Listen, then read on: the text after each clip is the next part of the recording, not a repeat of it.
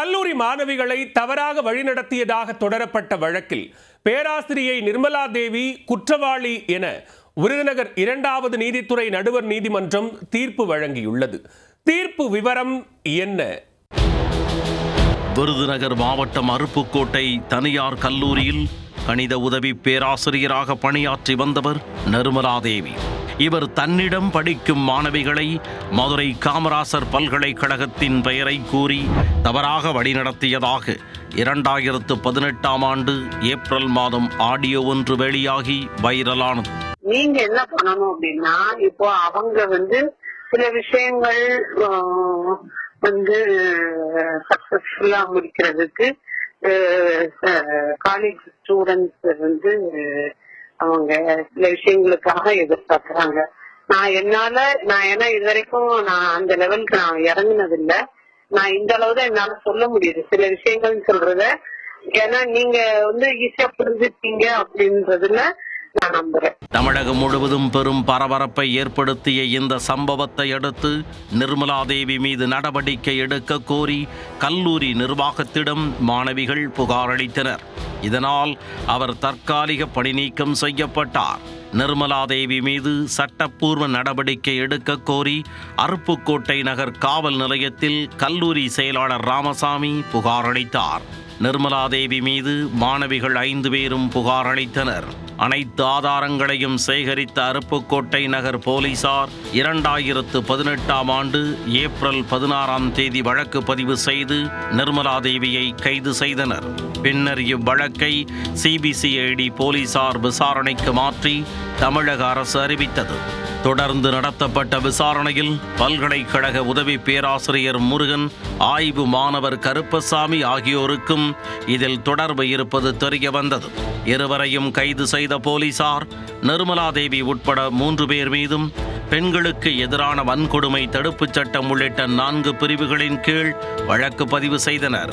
2018ஆம் ஆண்டு ஜூலை 13ஆம் தேதி நிர்மலா தேவி வழக்கில் 1160 பக்கங்கள் கொண்ட முதற்கட்ட குற்றப்பத்திரிகையை சிபிசிஐடி போலீசார் விருதுநகர் குற்றவியல் நீதிமன்றத்தில் தாக்கல் செய்தனர்.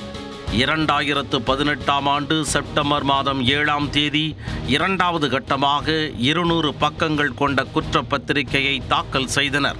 மொத்தமாக 3 பேருக்கு எதிராக 1360 பக்கங்கள் கொண்ட குற்றப்பத்திரிகை தாக்கல் செய்யப்பட்டது. பின்னர் சிறுவில்லிபுத்தூரில் உள்ள மாவட்ட மகளிர் நீதிமன்றத்திற்கு வழக்கு விசாரணை மாற்றப்பட்டது. வழக்கின் புகார்தாரர்களான கல்லூரி மாணவிகள், அவர்களது பெற்றோர், அருப்புக்கோட்டை கல்லூரியின் நிர்வாகிகள், பேராசிரியர்கள் மற்றும் மதுரை காமராஜர் பல்கலைக்கழகத்தின் உயர் அதிகாரிகள், பேராசிரியர்கள் என அரசு தரப்பில் 104 சாட்சிகள் வழங்கப்பட்டதில் 82 சாட்சிகள் நீதிமன்றத்தால் விசாரிக்கப்பட்டனர். 194 ஆவணங்கள், 46 சான்று பொருட்கள் நீதிமன்றத்தில் சமர்ப்பிக்கப்பட்டன. அனைத்து கட்ட விசாரணையும் முடிவடைந்த நிலையில் இவ்வழக்கின் தீர்ப்பு கடந்த 26ஆம் தேதி அறிவிக்கப்படும் என தெரிவிக்கப்பட்டது.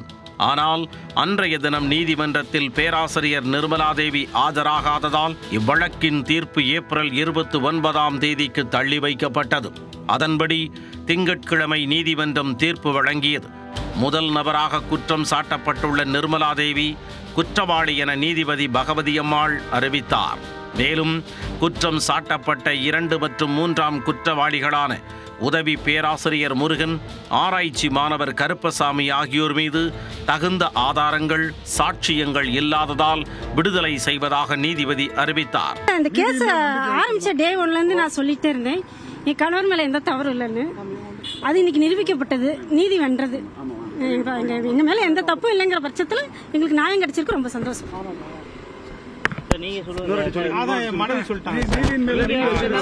நீதி மேல நம்பிக்கை எங்களுக்கு நீதி வென்றிருக்கு. நிர்மலா தேவிக்கு 7 ஆண்டுகள் முதல் 10 ஆண்டுகள் வரை சிறை தண்டனை உறுதியாகும் என சிபிசிஐடி தரப்பு சிறப்பு வழக்கறிஞர் தெரிவித்துள்ளார். சில காரணங்கள் காரணமாக இந்த தண்டனையில் இருந்து குறைந்தபட்ச தண்டனையை கொடுங்க, எங்களுக்கு தண்டனையை குறைக்கலாம், இல்லை ஆல்டர் பண்ணலான்னு கேட்கலாம்.